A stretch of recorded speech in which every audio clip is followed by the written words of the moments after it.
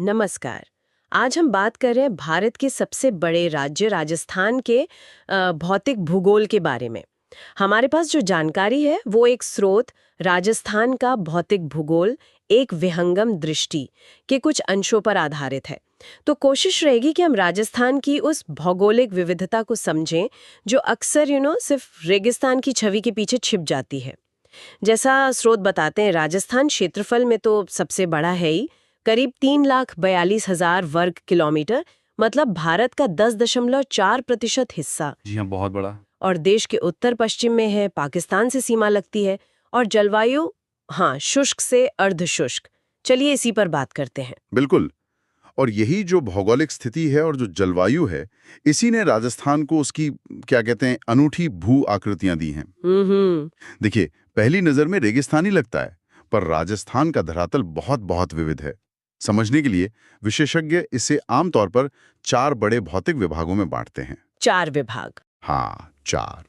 और ये चारों न सिर्फ देखने में अलग हैं, बल्कि वहां का जीवन, संसाधन, चुनौतियां, सब कुछ अलग है इनके हिसाब से। अच्छा, तो ये 4 विभाग कौन कौन से हैं और कैसे अलग हैं एक दूसरे से? चलिए पता लगाते हैं, एक एक करके समझते हैं इनको। शुरुआत करते हैं सबसे जाने पहचाने हिस्से से, पश्चिमी रेतीला मैदान, जिसे हम सब थार मरुस्थल भी कहते हैं। स्रोत बताते हैं कि ये राजस्थान के कुल क्षेत्रफल का लगभग 61% हिस्सा है, मतलब 2/3 से थोड़ा कम। हाँ, विशाल तो है ही, लेकिन इसमें एक दिलचस्प बात यह है कि थार मरुस्थल दुनिया के सबसे घनी आबादी वाले मरुस्थलों में गिना जाता है। सच में? रेगिस्तान और घनी आबादी? हाँ, आमतौर पर हम सोचते हैं मरुस्थल मतलब वीराना, पर थार में ऐसा नहीं है। अच्छी खासी बसावट है और इसकी सतह पर बड़े-बड़े रेत के टीले मिलते हैं, जिन्हें वहां के लोग धोरे कहते हैं। धोरे, हाँ सुना है ये नाम। और चूरू, ये सब बड़े जिले इसी रेतीले मैदान में आते हैं। और मौसम, जाहिर है गर्मी और सूखा तो होगा ही, पर कुछ और खास? गर्मी और सूखा तो पहचान है ही। हाँ, बारिश बहुत कम, पश्चिम में तो 10 सेंटीमीटर से भी कम साल भर में। लेकिन जो चीज इसे और मुश्किल बनाती है वो है तापमान का भारी अंतर। मतलब गर्मियों में दिन में तापमान 45-50 डिग्री सेल्सियस तक चला जाता है, पर सर्दियों में रातें एकदम ठंडी, कभी-कभी 0 या उससे भी नीचे। बाप रे, एक ही दिन में इतना फर्क? जी, और पानी का संकट तो है ही। इस पूरे सूखे इलाके की इकलौती जरूरी प्राकृतिक नदी है लूनी। अजमेर के पास नाग पहाड़ियों से निकलती है, अच्छा। पर ये समुद्र तक नहीं पहुंच पाती। ये एक तरह से अंतर्देशीय जल निकासी का उदाहरण है। मतलब नदी जमीन पर ही कच्छ के रण में जाकर खो जाती है। तो फिर पानी की इतनी कमी में जीवन कैसे चलता है? और वो इंदिरा गांधी नहर के बारे में सुना है, उसने कुछ बदला है? जीवन तो चुनौतीपूर्ण है बिल्कुल, पर वहां के लोगों ने, प्रकृति ने इस सूखे के साथ जीना सीख लिया है। पुराने तरीके हैं पानी बचाने के, जैसे टांके, बेरियां। लेकिन हाँ, इंदिरा गांधी नहर परियोजना, जिसे पहले राजस्थान नहर कहते थे, वो तो इस इलाके के लिए क्रांति जैसी है। अच्छा, कैसे? पंजाब की सतलज और व्यास नदियों का पानी, सोचिए, इस नहर से हजारों किलोमीटर दूर पश्चिम राजस्थान के प्यासे इलाकों तक पहुंचाया गया है। इससे पीने का पानी तो मिला ही है, एक बड़े हिस्से में सिंचाई होने लगी है। तो खेती भी होती है अब? बिल्कुल। गंगानगर, हनुमानगढ़, बीकानेर के कुछ हिस्सों में तो खेती का नक्शा ही बदल गया है। जहां पहले सिर्फ बाजरा होता था, वहां अब गेहूं, कपास, सरसों, यहां तक कि फल भी उग रहे हैं। वाह, गंगानगर को तो शायद राजस्थान का अन्न भंडार भी कहते हैं। जी हाँ, बिल्कुल। हालांकि ये भी है कि नहर का पानी हर जगह नहीं है और कहीं-कहीं ज्यादा सिंचाई से सेम और जमीन में नमक बढ़ने जैसी दिक्कतें भी आई हैं। पर कुल मिलाकर देखें तो इस नहर ने थार के बड़े हिस्से की इकोनॉमी और जिंदगी पर बहुत अच्छा असर डाला है। ये तो हुई रेगिस्तान की कहानी। अब आते हैं उस पर्वत श्रृंखला पर जिसे कई लोग राजस्थान की रीढ़ या जीवन रेखा भी कहते हैं, अरावली। स्रोत बताते हैं कि ये दुनिया की सबसे पुरानी वलित पर्वत श्रृंखलाओं में से एक है। ये तो कमाल की बात है। बिल्कुल सही। भूवैज्ञानिक मानते हैं कि अरावली प्री कैम्ब्रियन काल में बनी थी, मतलब आज से कोई 60 करोड़ साल पहले, या शायद उससे भी ज्यादा। 60 करोड़ साल? हाँ, हिमालय से तुलना करें, जो कि नया पहाड़ है, बस कुछ करोड़ साल पुराना, तो अरावली की उम्र का अंदाजा लगता है। ये एक लंबी पतली पट्टी जैसी है, दक्षिण पश्चिम में गुजरात के पालनपुर से शुरू होकर उत्तर पूर्व में दिल्ली तक लगभग 692 किलोमीटर। और राजस्थान में? राजस्थान में यह सिरोही से शुरू होकर उत्तर पूर्व में खेतड़ी तक फैली है, करीब 550 किलोमीटर। ये कोई एक पहाड़ नहीं बल्कि कई समानांतर पहाड़ियां हैं, बीच बीच में मैदान और पठार भी हैं। आपने कहा वलित पर्वत, इसका मतलब क्या है आसान शब्दों में? और सबसे ऊंची चोटी कौन सी है इसकी? वलित पर्वत मतलब वो पहाड़ जो धरती की सतह की चट्टानों के मुड़ने या सिकुड़ने से बने हैं। जैसे आप किसी कपड़े को दोनों तरफ से दबाएं तो उसमें सिलवटें पड़ जाती हैं, कुछ वैसा ही। हाँ, क्योंकि अरावली बहुत पुरानी है तो करोड़ों साल के कटाव से, मतलब हवा पानी से घिस घिस कर, इसकी ऊंचाई अब हिमालय जैसे नए पहाड़ों जितनी नहीं रही। इसकी सबसे ऊंची चोटी है गुरु शिखर, समुद्र तल से 1722 मीटर ऊंची। ये दक्षिणी अरावली में है, सिरोही जिले में, माउंट आबू में। अच्छा, माउंट आबू। जी, दक्षिणी अरावली का हिस्सा ज्यादा ऊंचा और चौड़ा है। तो सिर्फ एक पुरानी पर्वत श्रृंखला होने के अलावा राजस्थान के लिए अरावली इतनी जरूरी क्यों है? क्या असर है इसका? कैसे? ये राजस्थान को मोटे तौर पर 2 हिस्सों में बांटती है। पश्चिम में सूखा थार मरुस्थल और पूर्व में ज्यादा बारिश वाला उपजाऊ मैदानी और पठारी इलाका। बंगाल की खाड़ी से जो मॉनसून हवाएं आती हैं, ये उनके लगभग समानांतर पड़ती है, तो वो हवाएं ज्यादा बारिश किए बिना आगे निकल जाती हैं और पश्चिमी राजस्थान सूखा रह जाता है। ओहो, वहीं अरब सागर से आने वाली कुछ हवाओं को ये रोकती है, जिससे पूर्वी और दक्षिणी राजस्थान में बारिश होती है। अच्छा, ये तो बहुत महत्वपूर्ण है। बिल्कुल, और ये रेगिस्तान को पूरब की तरफ बढ़ने से भी रोकती है, एक दीवार की तरह। फिर अरावली खनिजों का भंडार है। खनिज? क्या क्या मिलता है? सीसा, जस्ता, तांबा, खेतड़ी तांबे के लिए मशहूर है। अबरख, लोहा और तरह तरह के पत्थर जैसे मकराना का सफेद संगमरमर, ग्रेनाइट, ये सब राज्य की अर्थव्यवस्था के लिए बहुत जरूरी हैं। और हाँ, बनास, लूनी, साबरमती, माही जैसी कई नदियां यहीं अरावली से निकलती हैं और ये बायोडाइवर्सिटी के लिए भी जरूरी हैं। कई वाइल्ड लाइफ सेंचुरी हैं यहाँ। तो अरावली के पश्चिम में रेगिस्तान, अब इस दीवार के पूर्व में चले तो क्या है? आपने उपजाऊ मैदान कहा था। हाँ, अरावली के पूर्व में है राजस्थान का दूसरा बड़ा भौतिक विभाग, पूर्वी मैदानी भाग।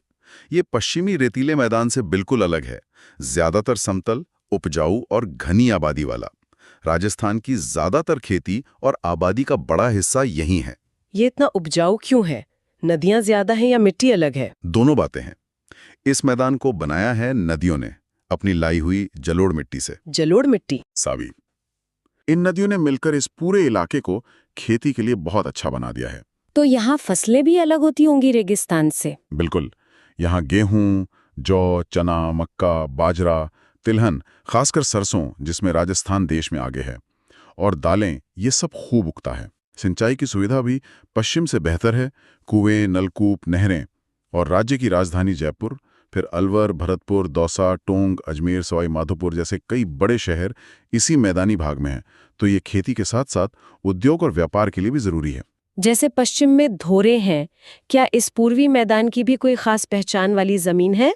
हाँ है। इसके दक्षिण पूर्वी हिस्से में, खासकर चंबल नदी के किनारों पर, कोटा, सवाई माधोपुर, करौली, धौलपुर जिलों में एक बहुत अलग तरह की उबड़-खाबड़ जमीन मिलती है, जिसे बीहड़ कहते हैं। बीहड़? ये कैसे बनते हैं? ये असल में नदी के तेज बहाव और मिट्टी के बहुत ज्यादा कटाव से बनी गहरी गहरी घाटियां और खड्डे हैं। जमीन खेती लायक नहीं रहती। सदियों तक ये इलाके दुर्गम होने की वजह से असामाजिक तत्वों की शरणास्थली भी रहे हैं। अच्छा। हाँ, हालांकि अब इन बीहड़ों को सुधारने के लिए भी काम चल रहा है, पर ये पूर्वी मैदान की एक खास भौगोलिक पहचान तो है ही। ठीक है, तो हमने रेगिस्तान देख लिया, पहाड़ देख लिया, मैदान भी देख लिया। अब राजस्थान का चौथा और आखिरी मुख्य भौगोलिक विभाग कौन सा है? चौथा और आखिरी है राज्य के दक्षिण पूर्वी कोने में पठारी भाग। इसे वहां हाड़ौती का पठार भी कहते हैं। हाड़ौती का पठार? हाँ, क्योंकि पुराने जमाने में यहाँ हाड़ा चौहान राजपूतों का राज था।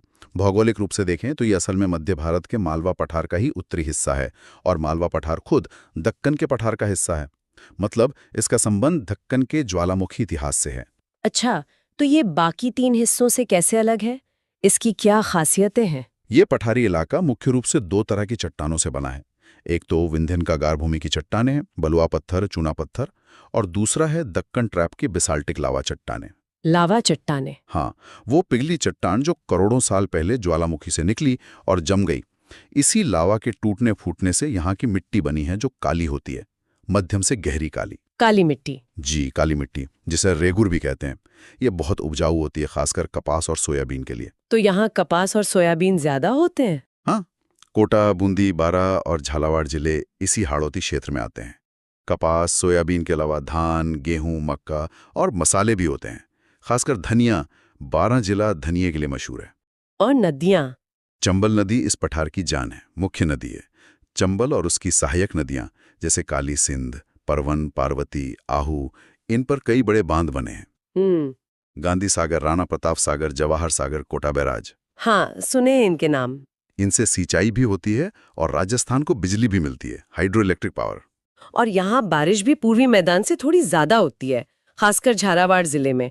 उसे तो मजाक में राजस्थान का चेरापूंजी भी कह देते हैं। अच्छा, तो कुल मिलाकर देखें तो आज की बात से ये तो एकदम साफ हो गया कि राजस्थान मतलब सिर्फ थार का रेगिस्तान नहीं है, जैसा ज्यादातर लोग सोचते हैं। ये तो एक ऐसा प्रदेश है जहां दुनिया के सबसे पुराने पहाड़ों में से एक अरावली खड़ी है, फिर नदियों के बनाए उपजाऊ मैदान है जो अनाज उगाते हैं, और साथ में लावा से बना एक पठार भी है जिसकी अपनी अलग पहचान है। कितना विविध है। बिल्कुल सही कहा आपने। पश्चिमी रेतीला मैदान अपनी विशालता और सूखेपन के साथ, अरावली अपनी प्राचीनता, खनिजों और जलवायु को बांटने वाली भूमिका के साथ, पूर्वी मैदान अपनी उपजाऊ मिट्टी, घनी आबादी और खेती के साथ, और दक्षिणी पूर्वी पठार अपनी काली मिट्टी, नदियों और खास फसलों के साथ, ये चारों मिलकर राजस्थान की एक बहुत ही जटिल, रंगीन और कह सकते हैं गतिशील भौगोलिक तस्वीर बनाते हैं। हमने देखा कि कैसे हर हिस्से की अपनी अलग जलवायु है, अलग संसाधन हैं, अलग पेड़ पौधे हैं, और इसी वजह से वहाँ की आर्थिक गतिविधियां और लोगों के जीने के तरीके भी अलग अलग हैं। यही विविधता ही राजस्थान की असली पहचान है और शायद ताकत भी। ये तो थी राजस्थान के भौतिक भूगोल की एक झलक जो हमें मिली जानकारी से समझ आई। इसने वाकई राज्य की भौगोलिक बनावट को लेकर हमारी समझ को और साफ किया है। और यहाँ एक सवाल मन में आता है, ये सोचना वाकई दिलचस्प है कि राजस्थान की ये जो इतनी जटिल और अलग अलग भौगोलिक बनावट है, कहीं मीलों तक सूखा रेगिस्तान, कहीं पुराने पहाड़, कहीं हरे भरे मैदान, कहीं काली मिट्टी का पठार, ये सब वहां रहने वाले करोड़ों लोगों की जिंदगी को, उनकी सदियों पुरानी और इतनी रिच संस्कृति को, उनके खानपान, पहनावे, त्योहारों, कलाओं और आज के दौर में जो आर्थिक विकास हो रहा है, उसे किस गहराई तक और कितने अलग अलग तरीकों से प्रभावित करती होगी। मतलब भूगोल और संस्कृति का ये जो रिश्ता है, ये अपने आप में एक और गहरी पड़ताल का विषय बन सकता है। दोस्तों, आज की वीडियो में बस इतना ही। चलिए मिलते हैं नेक्स्ट वीडियो में। तब तक के लिए जय हिंद, जय भारत।